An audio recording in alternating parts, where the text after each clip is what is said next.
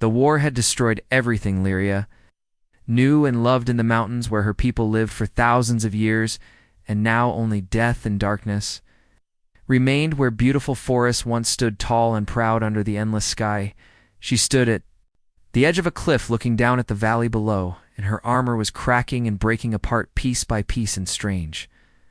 Dark energy leaked from every crack like poison spreading through her body, and the armor that had protected her people for 3,000 years was finally dying behind her, the great dragon.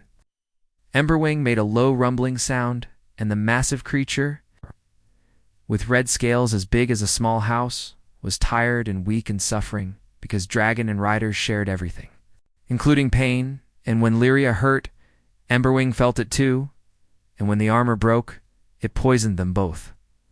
The dragon spoke in a voice like distant thunder and said that human settlements were 3 days north, but reminded Lyria that she had sworn never to ask humans for help because elves believed humans were primitive and barely evolved beyond cave dwellers. Lyria touched the largest crack in her chest plate where something dark and alive tried to push through to her skin, and the enemy, called the Voidborn, had brought weapons that ignored all the old magic in every battle left her more corrupted and more empty inside, like something was eating her soul. She had heard stories about a human woman who could fix anything and who worked miracles with strange machines that should not exist, and the other elves laughed at such tales and said humans knew nothing of real technology, but Lyria had seen too much in this war to dismiss any possibility.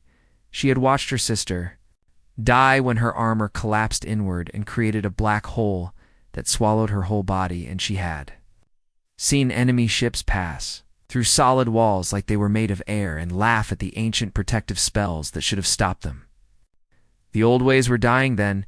Maybe it was time to learn new ways, and maybe the humans with their strange machines knew something the elves had forgotten in their thousands of years of thinking they were superior to everyone else. The journey north was painful beyond description, and each step sent new cracks spreading across her armor like spider webs, and with each crack the corruption spread deeper into her flesh, and by the second night Lyria could feel it in her blood like ice water flowing through her.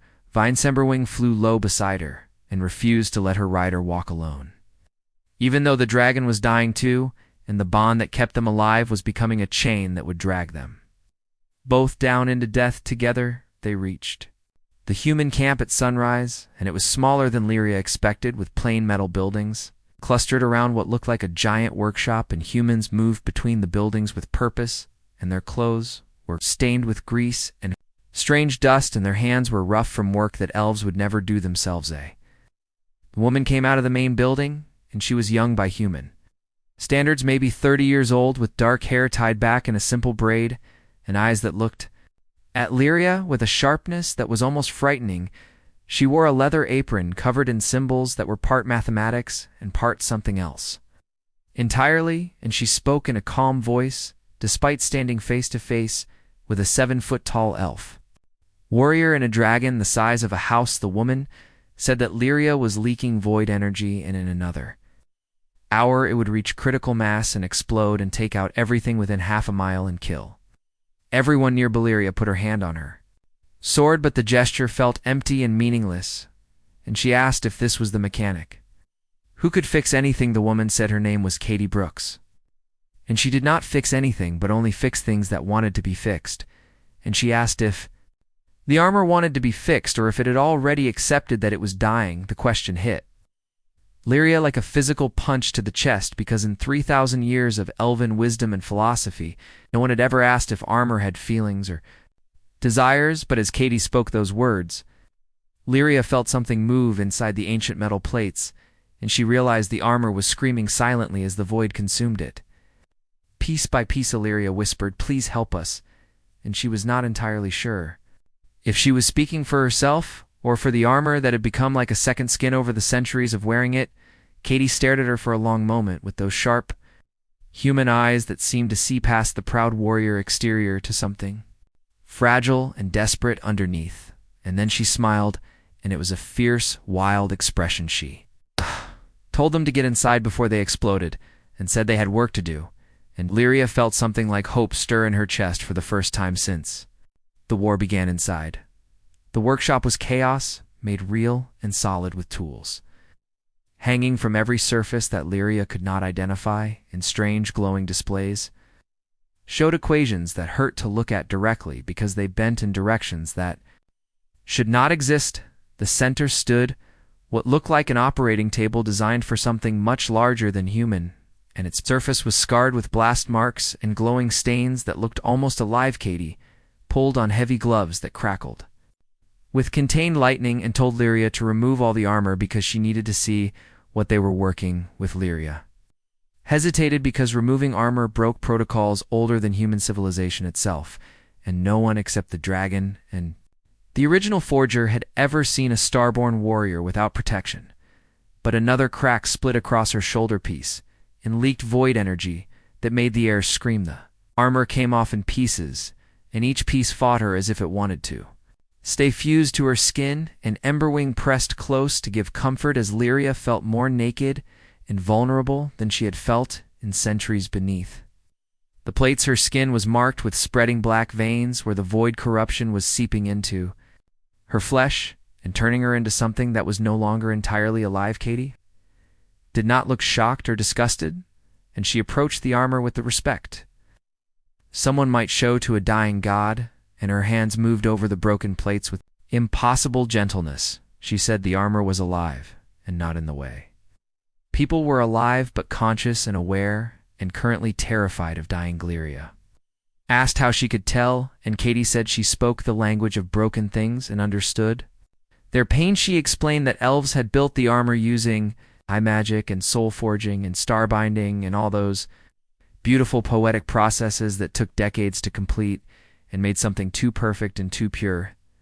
The problem was that when voidborn weapons hit something perfect, they found nothing to grab onto and no weaknesses to exploit, so they created flaws and forced corruption into a system that had no immune system because it never needed one. The armor was dying because it only knew how to be perfect or be nothing, and had never learned how to be sick or damaged or anything in between.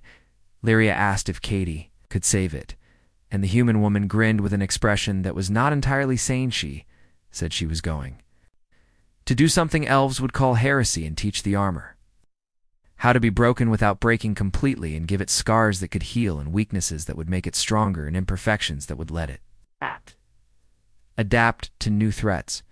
But first she needed to kill it just a little bit, and just enough that it would remember how to fight for survival instead of just existing in static perfection. Lyria said Katie was insane, and the mechanic agreed cheerfully and said she was also the only one who could save Lyria and Emberwing and whatever was left of the elven future. She told them to trust her and let her do terrible, wonderful things to the armor, and when she was done, it would be uglier and more beautiful than ever before. Katie placed a strange tool against the largest crack and said this would hurt, and all three of them would feel it, but pain meant they were still alive, and being alive meant there was something worth saving. Lyria looked at Emberwing, and the dragon lowered her massive head in agreement, and together they had survived the death of stars and the rise of the void, and they could survive this too. She told Katie to do it, and the mechanic activated her tool, and reality itself seemed to scream in response. The next 6 hours were a blur of agony and strange revelation as Katie worked with focused intensity, like someone performing surgery on the universe itself, and she burned away corrupted sections, not healing them, but cutting them out completely. In teaching the armor that losing pieces did not mean losing everything, she welded in new materials that were human metals with no magic at all, but they had a stubborn strength that made them almost impossible to corrupt by void energy. The most shocking part was that Katie talked to the armor like it was a living person, and she explained what she was doing and why she was doing it and asked permission. Before each major change, somehow impossibly, the armor responded, and Lyria could feel it through their bond like a consciousness waking up from a 3,000-year dream of perfection and learning for the first time that survival was more important than being flawless. When Katie finally stepped back, her face was pale with exhaustion, and her hands shook from the effort, and she said it was done, or at least the first stage was complete. The armor was stable now, and the corruption had stopped spreading, and she had given it something called an adaptive matrix that should let it heal itself from void damage in the future. Lyria approached the armor slowly, like approaching a wild animal that might bolt, and it looked completely different. Now the perfect silver surface was gone and replaced with something patchwork and scarred. Where human metals showed between elven alloys and the seams were visible and somehow looked proud of being imperfect, it was uglier than before, and also the most beautiful thing Lyria had ever seen in her long life. Katie warned that it would not be as strong as before, at least not at first, but it would learn and adapt and eventually become stronger than the elves ever imagined.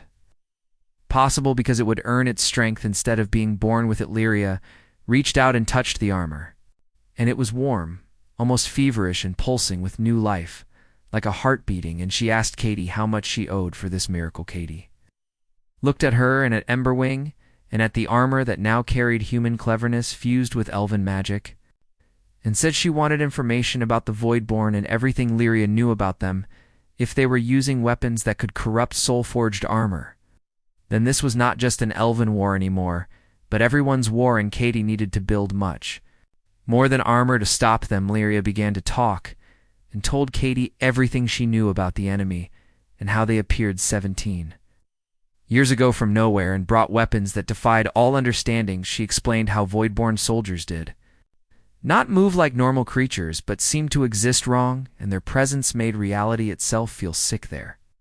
Weapons did not damage armor through force but through definition, and they would point at something and declare it corrupted, and somehow reality would agree, and the thing would become corrupted. Instantly Katie listened carefully and took notes on glowing screens and asked detailed questions that showed she understood things about the war that even elven commanders had missed. She asked if the Voidborn had started their attacks randomly, or if there was a pattern, and Lyria realized with growing shock that yes, there was a pattern. The attacks had begun in regions closest to something called the Starheart Engine, which was the source of all elven magic and power. Katie's expression grew dark, and she asked if anyone had activated or changed the engine recently, and Lyria explained that it had been running dormant for 3,000 years, providing background power to elven civilization. But 17 years ago, someone had activated it fully to boost magical output and expand elven territory, and it had worked beautifully, giving them more power than they ever dreamed possible. Katie swore in her human language and said that was the problem right there, and someone had turned on a device that was never meant to be activated and sent out a signal that told the universe something was wrong at these coordinates. She explained that the Voidborn were not invaders, but cleaners like maintenance workers for reality itself, and when someone activated the engine, it was like triggering an alarm that said this region needed to be sterilized. Edlia felt her blood turn cold, because if Katie was right, then the elves had brought this war on themselves through their own ambition and pride.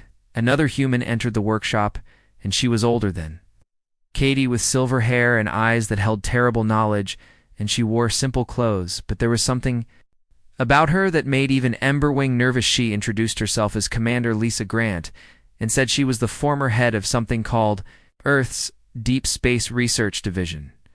She said she was the person who had activated the Starheart Engine 17 years ago because humanity wanted to understand ancient technology, and she admitted freely that she had started this war and killed millions. Lyria's hand moved to her sword, but Lisa did not flinch and said she had spent every day since trying to find a way to undo what she did. That was why she brought Katie into the project before the Voidborn even arrived, because she knew they were coming, and conventional weapons would not work against forces that operated on a conceptual level. Katie gestured to glowing displays and explained that Voidborn did not fight with normal weapons, but with definitions where they would define armor as corrupted material, and reality would agree. So the armor became corrupted. They would define ships as probability errors, and suddenly the ships never existed in the first place. Emberwing asked how anyone could fight an enemy like that, and Katie said softly that you fight them with things that refuse to be defined.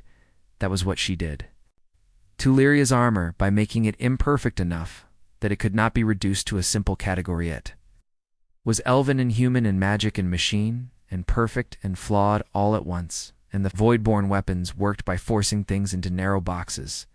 But she made armor that could not fit in any box. Lisa stepped forward and said they needed to do the same thing to the Starheart engine itself and make it impossible to define or categorize. Then they would broadcast that impossibility across the entire sector and turn every ship and weapon and soldier into something the Voidborn could not grasp with their reality. Manipulation. Lyria saw where this was going, and the implications terrified her because they wanted to corrupt everything and make it all as hybrid and broken as her armor, Lisa said. They wanted to save everything, and yes, that meant letting go of purity and perfection and the comfortable certainties both species had clung to for so long, else would have to accept human technology, and humans would have to accept elven magic, and everything would become mixed and mongrel and impossible to reduce to simple. Categoriously protested that her people would never agree to this, and they would rather die pure than live. Corrupted Katie said bluntly that they would die then because the Voidborn were winning, and every day they pushed deeper into reality. In 6 months, maybe less, they would reach the Starheart engine itself, and when they did, they would not just turn it off but erase the fact that it was ever turned on. Everything that came from the activation would cease to have ever existed, including the power boost and territory expansion and all the children born in the last 17 years, Lyria realized. With horror, that meant her people would be retroactively deleted from the timeline, and that was the kind of enemy they faced.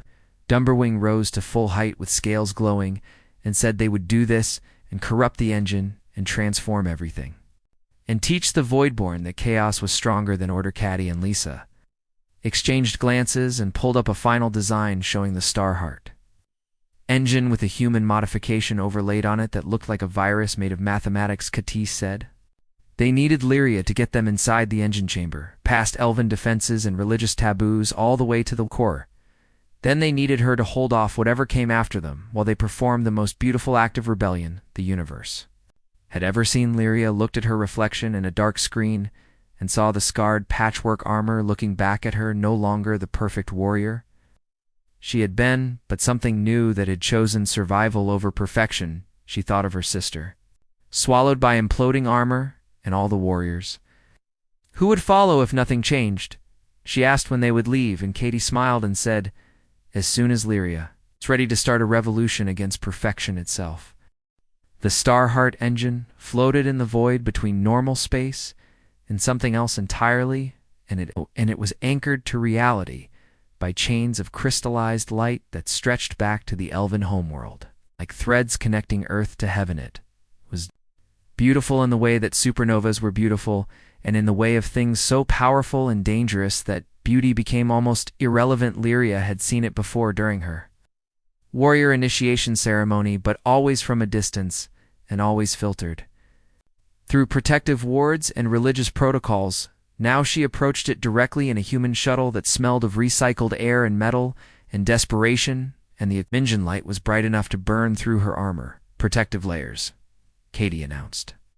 From the pilot seat, that contact would happen in 3 minutes, and she had traded her workshop apron for something that looked like armor designed by someone who only heard armor described, but never actually saw. It was covered with tools and power cells and what appeared to be a device capable of rewriting local physics. Lisa worked in the cargo bay at a terminal connected to something large and ominous that was wrapped in warning labels written in 5 different languages. She said the paradox bomb was armed and ready, and once they got inside, she would have maybe 10 minutes to integrate it with the engine core systems before the Voidborn detected what they were. Doingeberwing asked what would happen when the Voidborn detected them, and Lyria said quietly that they would throw everything at them because the Voidborn were not subtle when they identified a priority threat. They would try to delete this entire region of space rather than let the corruption succeed. Muttered that she loved it when the stakes were existential because it really took the pressure off small mistakes. They breached the outer defensive wards using access codes Lyria had stolen from the High Council, and each code felt like a small betrayal of everything she had sworn to protect. Her people had trusted her with these secrets and inducted her into the mysteries of the engine on her oath to keep them safe. Now she was leading aliens into the holiest site of her civilization and planning to fundamentally corrupt the engine chamber. It was vast beyond human comprehension, and the interior space was warped and folded until it contained dimensions that should not exist. According to normal physics, at the center, the engine itself pulsed with light that carried information, and each beam of light encoded more data than entire library Aslia could feel it calling to her armor and trying to restore it. 2 factory specifications and trying to burn away the human modifications and return it to pristine elven perfection. Her armor resisted, and Lyria felt fierce pride in its stubborn refusal to be purified. Lisa pointed to a node where pure energy condensed into something almost physical and said that was the primary integration point. If she could splice the paradox bomb into that location, the corruption would spread through the entire engine structure within Arcicady. Said they had 8 minutes because the Voidborn knew they were there and were already starting there. Assault on the chamber. Lyria and Emberwing moved to the entrance and took defensive positions, with the dragon resuming full size and filling half the corridor with her.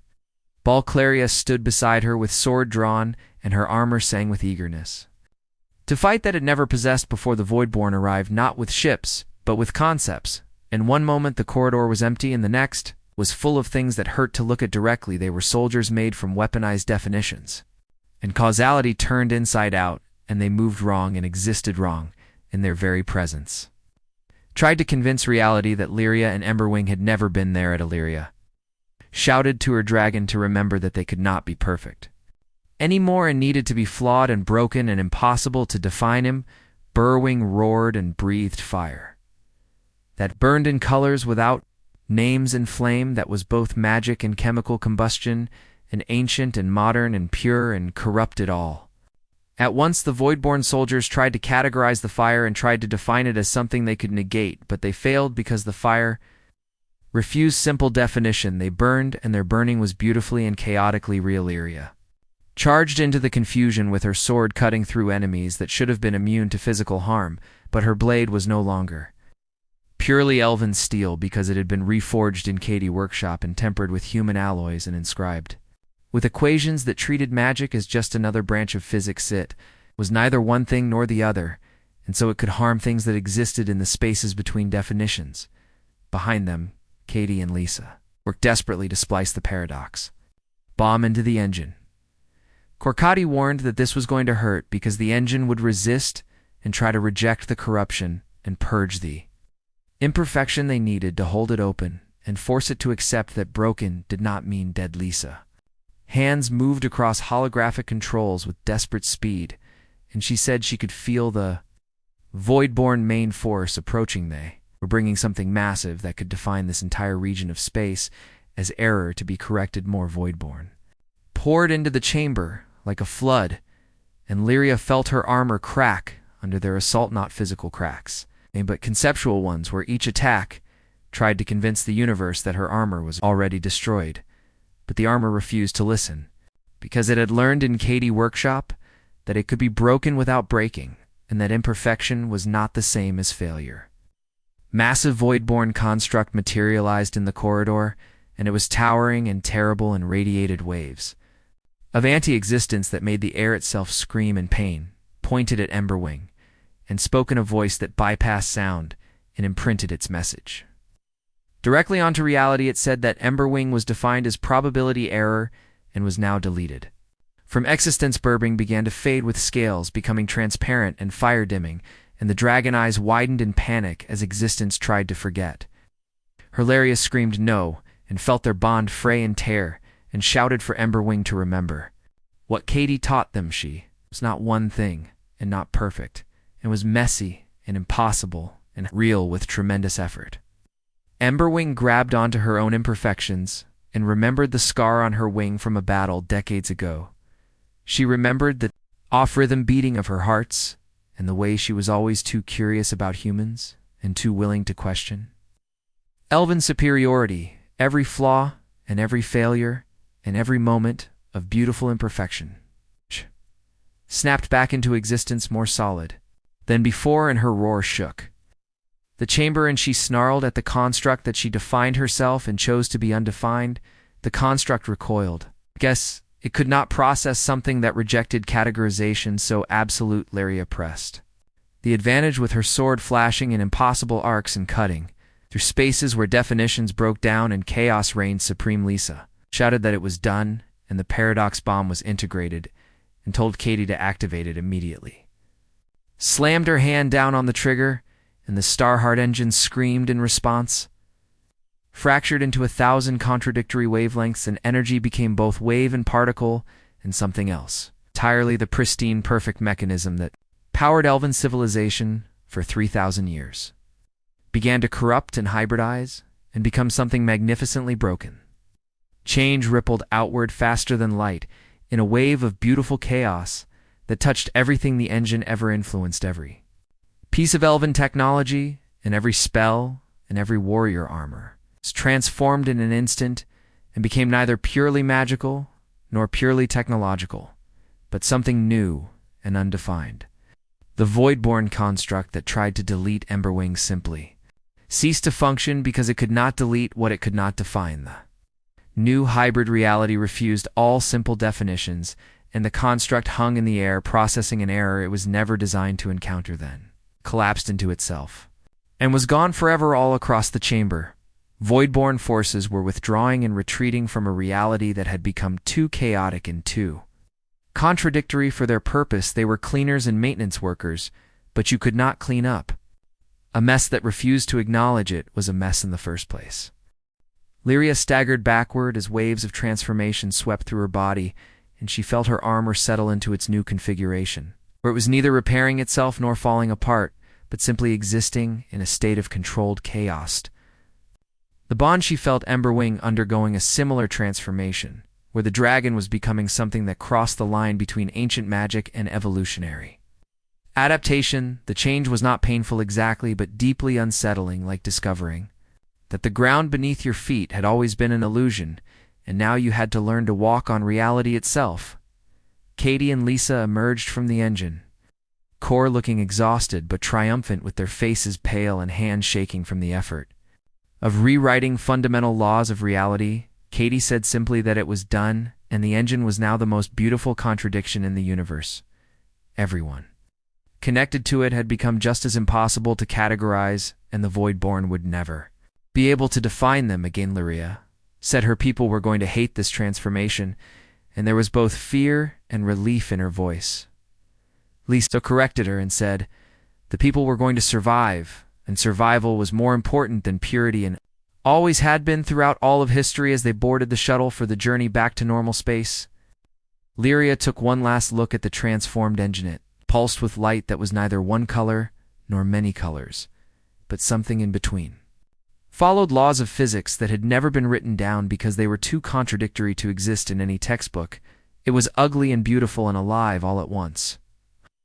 The first time since the war began, Lyria allowed herself to feel something like hope. The return journey was quiet as each of them processed what they had done and the magnitude of the change they had forced upon two civilizations. Katie broke the silence by asking Lyria what she would tell her people when they saw what had been done to their sacred engine. Lyria said she would tell them the truth, which was that they had a choice between prideful extinction and humble survival. She knew which choice she had made, and she hoped enough of her people would follow. Lisa pointed out that the transformation was already spreading faster than they could travel, and by the time they reached the homeworld, everyone would have already experienced the change in their armor and ships and magical tools.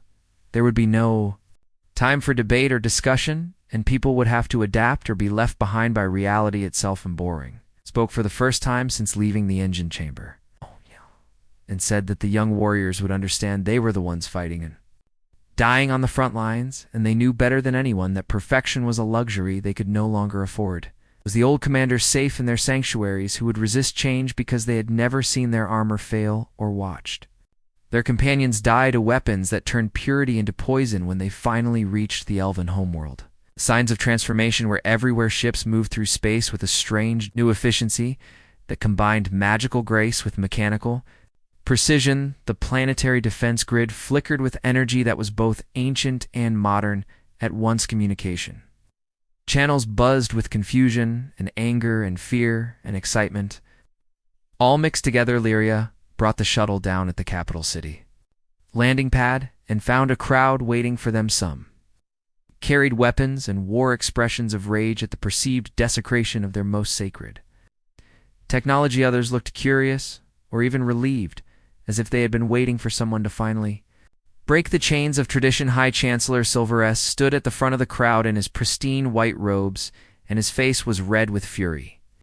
Demanded to know what Lyria had done, and what right she had to bring humans into the engine chamber, and corrupt the source of all elven power. Lyria stepped out of the shuttle, still wearing her patchwork armor, and said she had done what was necessary to save their species from extinction. She explained about the Voidborn and their true nature. As reality maintenance worker, she told them about the activation of the engine 17 years ago, and how it had triggered an immune response from the universe itself. She described watching warriors die because their perfect armor became their death sentence when faced with weapons that exploited perfection. The crowd listened in growing shock and disbelief, and Silverus tried to interrupt multiple times, but Lyria spoke over him with a voice that carried the weight of too many battles. Cadi and Lisa emerged from the shuttle behind her, and their presence caused murmurs to ripple through the crowd. Cadi stepped forward and said in a clear voice that the elves could hate her and hate what she had done, but they could not deny that they were still alive. The Voidborn had retreated because reality no longer recognized elven technology as something that needed to be deleted. The corruption they feared was actually immunity, and the imperfection they despised was actually strengthless awe. Added that humanity had undergone the same transformation and was dealing with its own chaos and confusion. Both species would need to learn to live with being undefined and unmeasurable and impossible to reduce to simple categories. One of the young warriors in the crowd stepped forward and removed her helmet to reveal a face marked with scars from recent battles. She said her name was Denna, and her armor had transformed during the middle of a fight 3 hours ago. She described how it suddenly started adapting to enemy attacks in ways it never could before. She said she was alive because of that corruption, and she would take messy survival over perfect death any decider. Voices joined hers, and more warriors stepped forward with stories of how the transformation had saved them. They spoke of ships that suddenly gained new capabilities and weapons that became more effective, spells that worked in ways that broke all the old rules but achieved better results.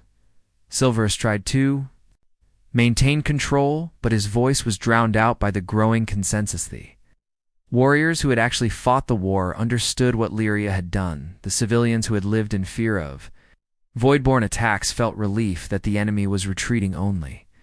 The old guard who clung to tradition for its own sake still protested. Burwern spread her wings, and the dragon-transformed appearance drew gasps from the crowd. Her scales now showed patterns that seemed to shift between magical and mundane, and her fire burned in colors that had no names in any language. She spoke in a voice that carried across the entire landing pad, and said that change was painful but necessary. The universe had evolved, and they needed to evolve with it or be left behind. As fossils of a bygone era, Lyria looked at Cadi and Lisa and saw them watching the scene unfold with careful attention. They had done their part by providing the tools and knowledge. Now it was up to the elves themselves to decide what kind of civilization they wanted to be. Silverus made one final attempt to assert authority and declared that the High Council would convene to discuss reversing the corruption. Denna laughed and said the transformation could not be reversed because it was not damage, but evolution. She challenged Silverus to ask any warrior on the front lines if they wanted their old perfect armor back. She said they would tell him no, because they had learned the hard way that survival trumped aesthetics.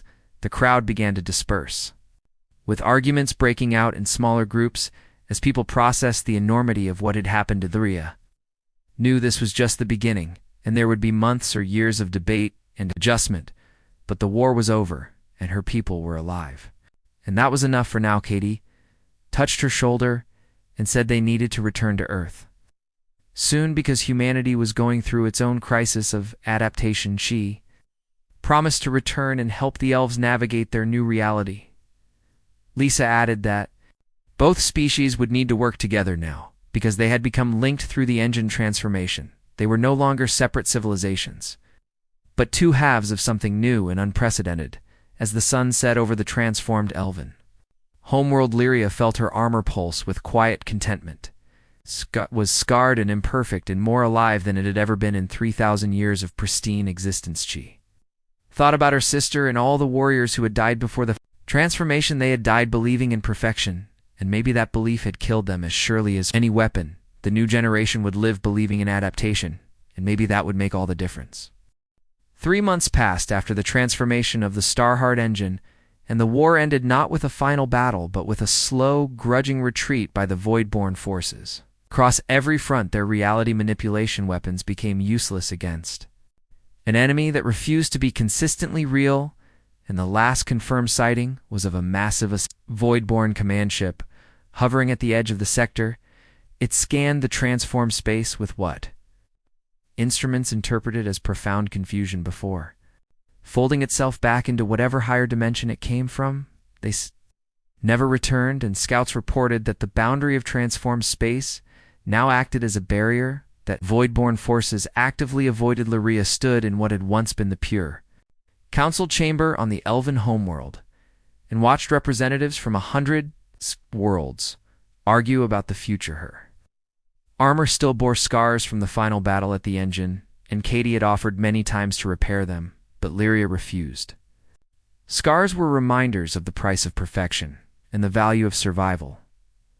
High Chancellor Silverus shouted that this was an abomination, and their magic was corrupted, and technology degraded, and their very essence had been polluted with human mechanistic thinking. Glaria countered quietly that their people were alive, and that seemed like an acceptable trade for some wounded pride. Silverus argued they had lost their purity and connection to ancient ways and everything that made them starborn. Elviscotti spoke from her position near the back of the chamber and said they had lost the ability to die perfectly, but gained the ability to live. Masilish pointed out that coming out alive seemed better than going extinct with dignity. Emberwing coiled near the entrance in clear violation of 30 different protocols, and the dragon had become something of a celebrity among younger elves.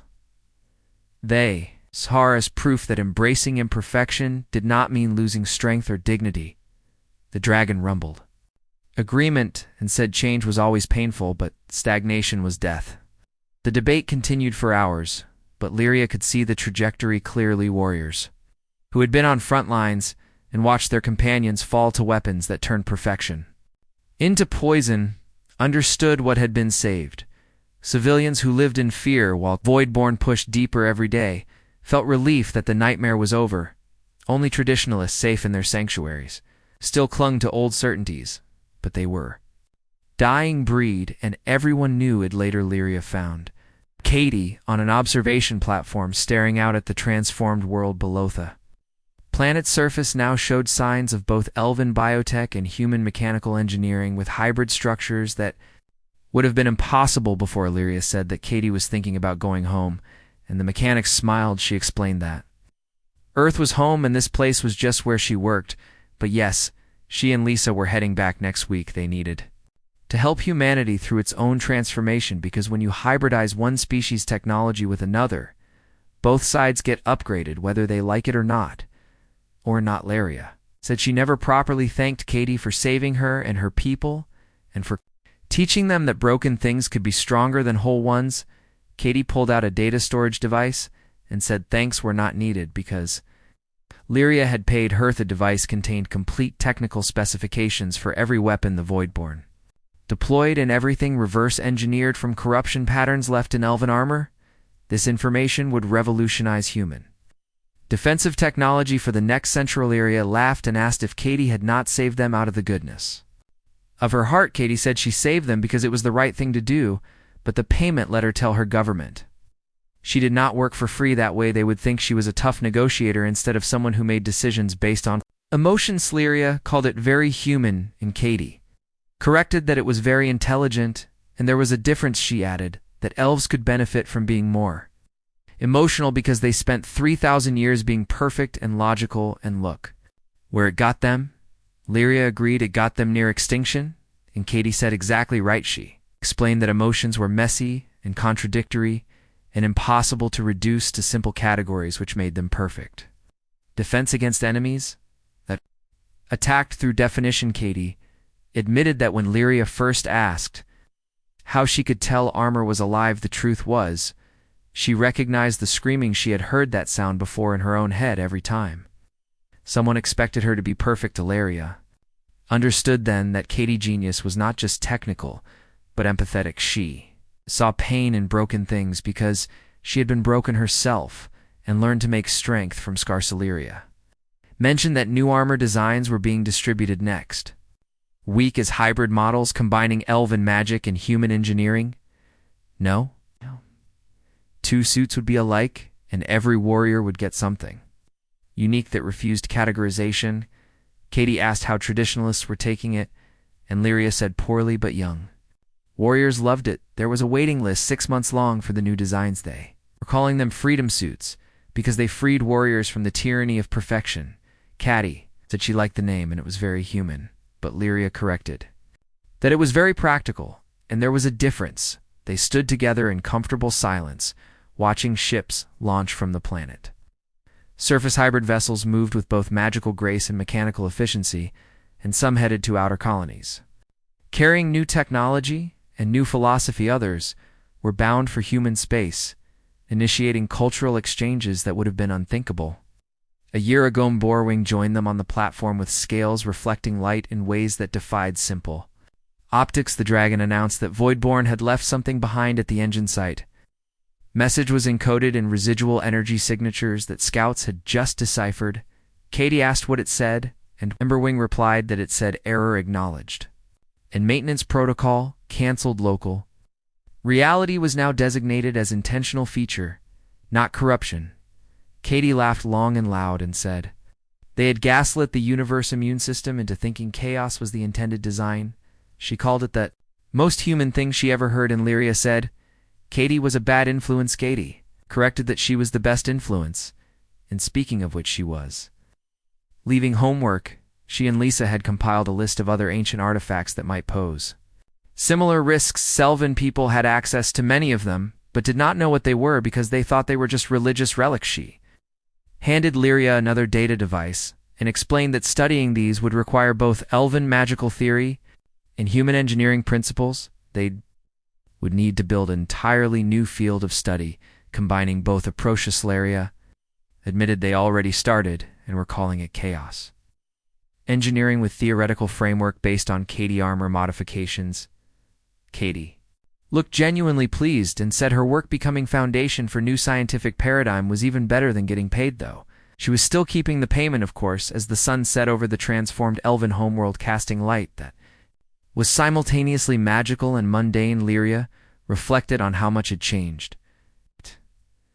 Started this journey as perfect warrior in perfect armor, fighting a war she did not understand. She was ending it as something messier and more complicated and infinitely more real. Her armor would never be pristine again, and her people would never reclaim their uncomplicated purity. The war had taken so much and forced transformations that still hurt to contemplate, but they were alive and adapting and learning that survival trumped perfection every single time. Somehow, impossibly, that was an FKT. Left the following week with her shuttle loaded with technology and knowledge that would reshape human civilization. She left behind a galaxy that learned to embrace contradictions in a mechanic shop on dozens of worlds where broken things went to become better than they had been. The shop sign was the same everywhere, written in both elven script and human language. It said, specializing in beautiful disasters.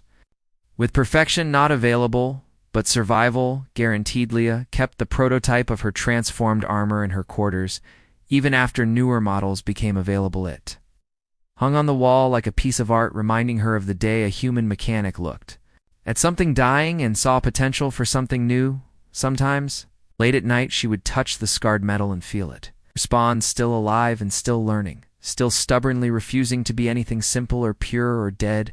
She would smile then, grateful for every imperfection and every flaw and every beautiful contradiction that saved them all. The war was over, but the real work of living in a messier, more complicated universe was just beginning.